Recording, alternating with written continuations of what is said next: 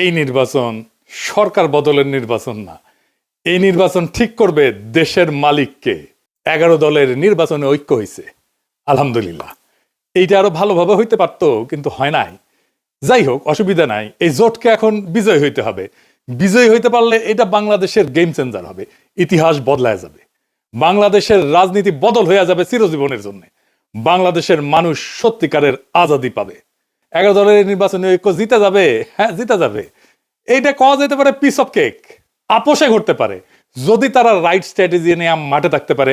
আর মাত্র 3টা সপ্তাহ, নতুন বাংলাদেশের দিশা দেখাইতে হইলে আপনার একদম নতুন স্ট্র্যাটেজি নিয়ে আগাইতে হবে।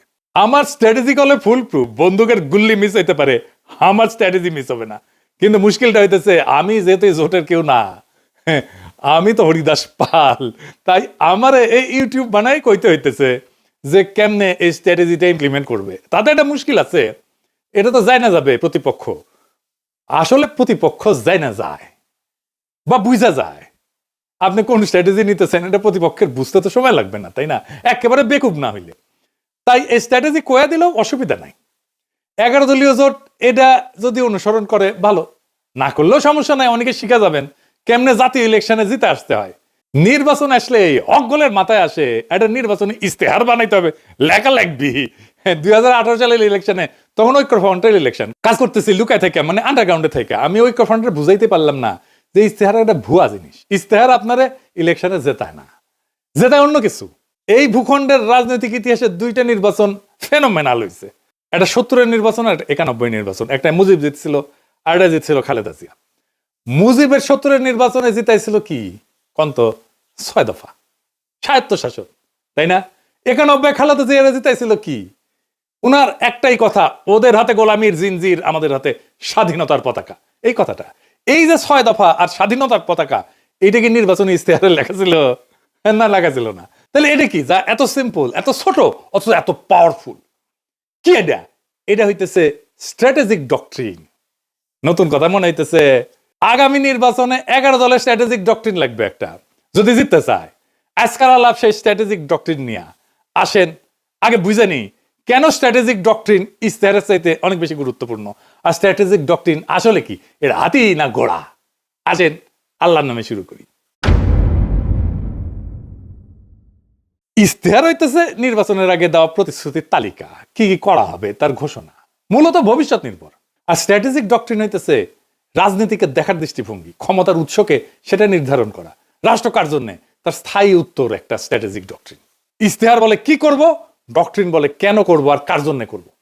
মানুষ এই সমস্ত ইস্তার ফিস্তার বিশ্বাস করে না, পড়েও না। রাজনৈতিক দলের কর্মীরাও পড়ে না, কারণ সারা দুনিয়ার বাস্তবতা হইতেছে প্রায় সব দলই একই প্রতিশ্রুতি দেয়।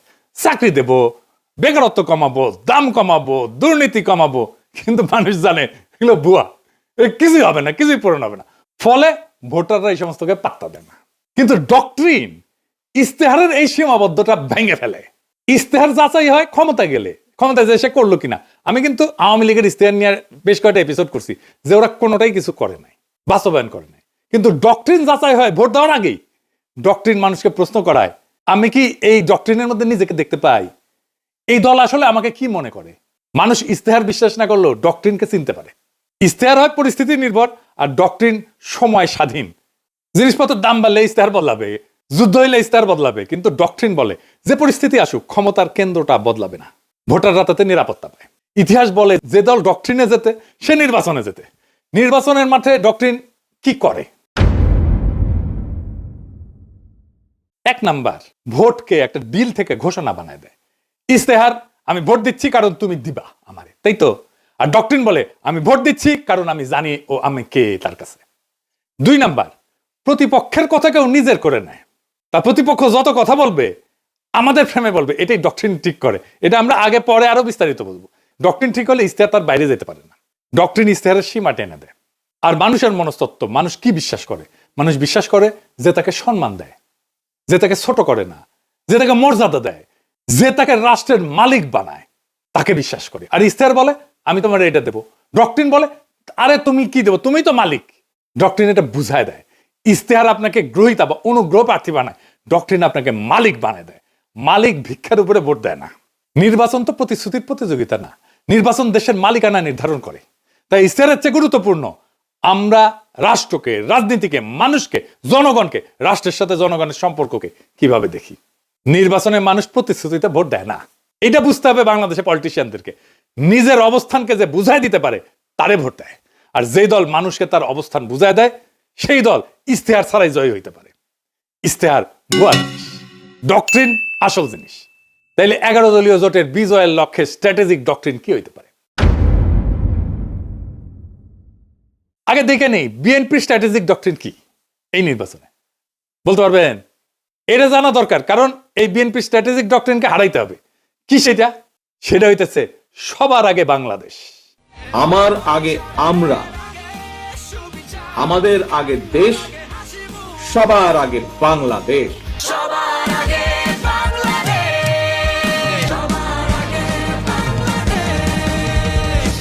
দেখেছেন উনারা সচেতন ভাবে করছেন কিনা এটা উনারাই বলতে পারবেন। তবে এইটা একটা plain and pure strategic doctrine বিএনপির। সবার আগে বাংলাদেশ এটা কেবল স্লোগান না, এটা একটা ডক্ট্রিনাল স্টেটমেন্ট। এইটাই ক্ষমতার উৎস নির্ধারণ করে। তাহলে এই ডক্ট্রিনাল স্টেটমেন্টের সমস্যা বের করতে হবে। সমস্যাটা কি? এই স্লোগানের সমস্যা বের করতে পারলে এইটারে ফাইট করা সহজ, আর এইটারে ফাইট করতে পারলে বিএনপি পুরা ক্যাম্পেইন কোলাপস করবে। আসেন এটা দেখে নিই, আমরা বিস্তারিত খুঁটায় খুঁটায় দেখব, তাহলে বুঝবেন এই সরল কথার মধ্যে কি গরল লুকায় আছে। গরল মানে জানেন তো, বিষ বিষ বিষ। তো দানের শীষের এই ডক্ট্রিনে কি বিষ লুকে আছে সেটা আমরা খুঁজে দেখি।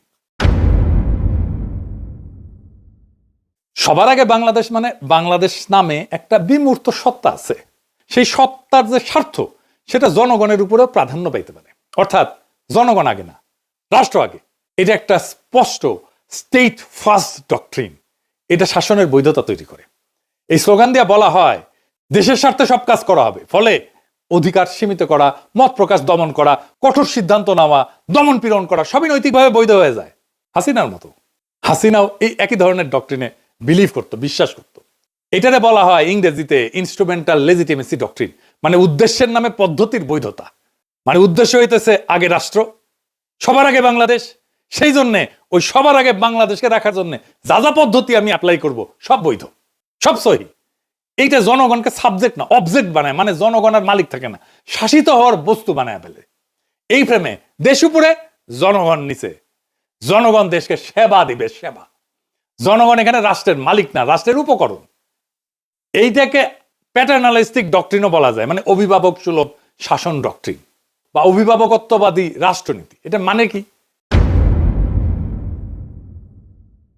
রাষ্ট্র নিজেকে জনগণের অভিভাবক মনে করে, আর জনগণকে দেখে অপ্রাপ্ত বয়স্ক, বুঝে না, নতুন, অক্ষম হিসাবে।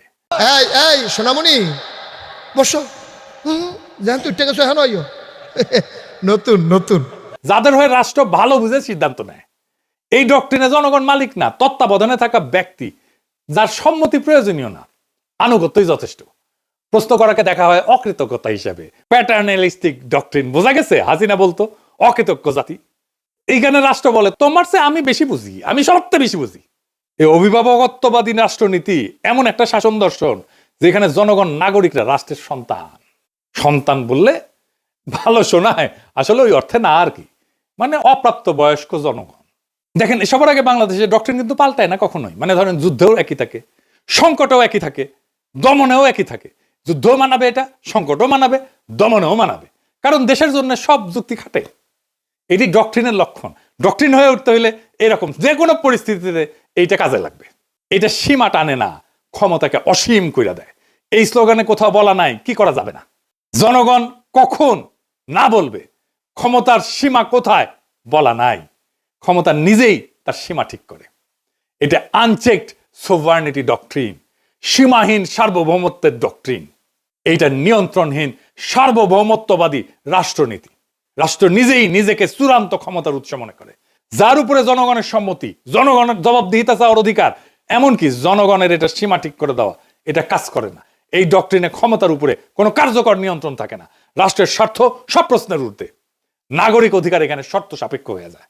রাষ্ট্র বলে আমি সিদ্ধান্ত নেব, সীমা আমি ঠিক করব, তুমি কোন তেজপাতা, তুমি কোন। তার মানে সবার আগে বাংলাদেশ কোনো আবেগী স্লোগান না, এটা এমন একটা স্ট্র্যাটেজিক ডক্ট্রিন যা রাষ্ট্রকে জনগণের উপরে স্থাপন করে। এবং ক্ষমতাকে সীমাহীন বৈধতা দেয়। তাইলে এই সবার আগে বাংলাদেশ এই স্লোগানের স্ট্র্যাটেজিক ডক্ট্রিনকে হারাইবেন কেমনে? এই প্রথম কৌশল হইতেছে এটাকে আক্রমণ করা যাবে না। আক্রমণ না করে হারানো যায়, খুব চমৎকার ভাবে হারানো যায়, অপরূপ ভাবে হারানো যায়, মোলায়েম ভাবে হারানো যায়। কারণ আপনি এটা ব্যাখ্যা করতে পারবেন না এখন কেন এটা খারাপ। আপনি জন ধরে বুঝাইতে পারবেন না, টাইম নাই, কইতে পারবেন না বুঝিস এই স্লোগান কিন্তু তোমার স্লোগান।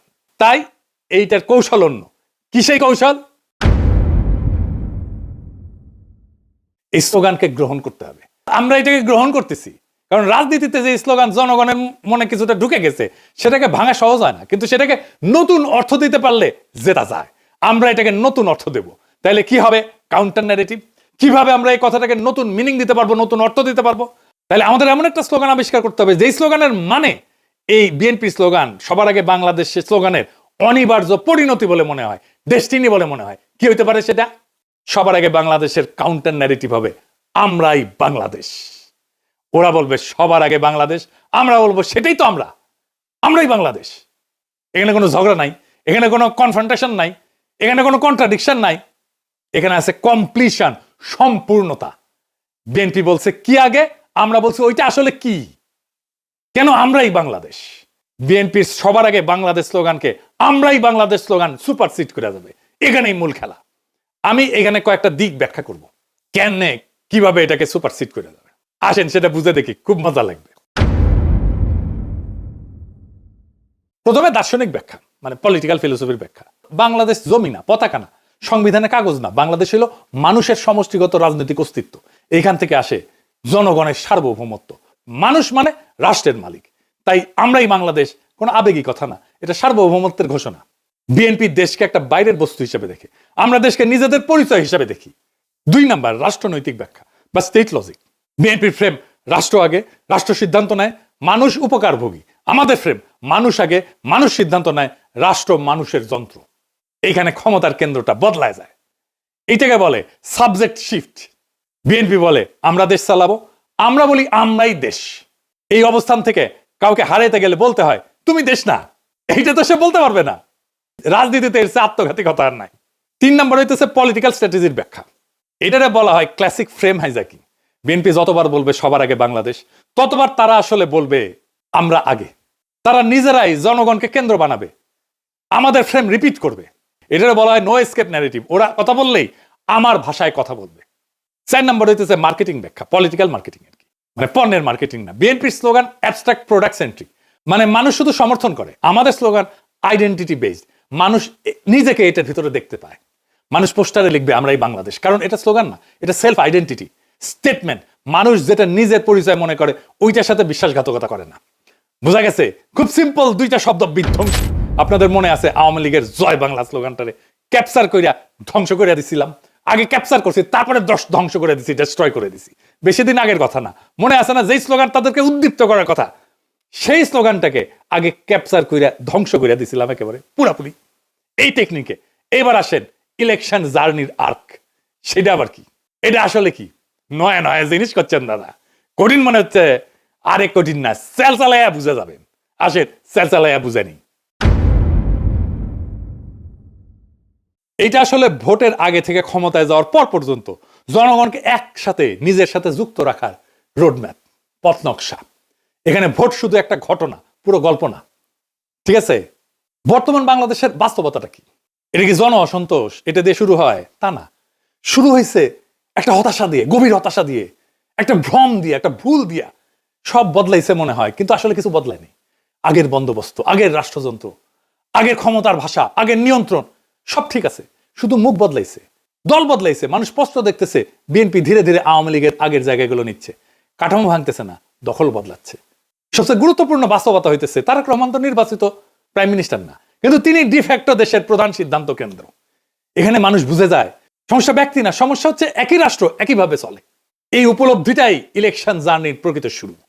নির্বাচন শেষ না, নির্বাচন দিয়ে নাগরিক তার মালিকানা দখল করবে। এখানে ইলেকশন জার্নির আর্ক পূর্ণতা পায়। স্লোগান থেকে যাত্রা, এর প্রথম ফেজে কি হবে? পরিচয়কে জাগরিত করা। আমরাই বাংলাদেশ, এটা আমাদের পরিস্থিতিকে জাগ্রত করবে। এই পর্যায়ে প্রতিশ্রুতি কম, দর্শন বেশি। এর লক্ষ্য কি? মানুষ ভোটার না, মানুষকে বলা আপনি একটা পলিটিক্যাল এন্টিটি, রাজনৈতিক সত্তা। 2 নাম্বার ফেজে কি? নৈতিক প্রশ্ন, মরাল কোশ্চেনিং। এইখানে প্রশ্ন উঠবে, আমরাই যদি বাংলাদেশ হই তাহলে এত অন্যায় কেন, এত অবিচার কেন, এত বেইনসাফি কেন? এখান থেকে আসবে ইনসাফের প্রশ্ন। ইনসাফ মানে ভিক্ষা না, দয়া না, অধিকার ফেরত নেওয়া। মানুষ তখন বোঝে অন্যায়টা তো তাহলে আমার বিরুদ্ধে, বেইনসাফি তো আমার বিরুদ্ধে। আমরাই যদি বাংলাদেশ হই আর এই বাংলাদেশে যদি বেইনসাফি থাকে তাহলে এই বেইনসাফি আমার বিরুদ্ধে, কারণ আমি তো বাংলাদেশ। 3 নাম্বার ফেজ, ইনসাফের কাফেলা। এটা একটা কালেকটিভ জাস্টিসের ফেজ, সম্মিলিত ন্যায়ের যাত্রা।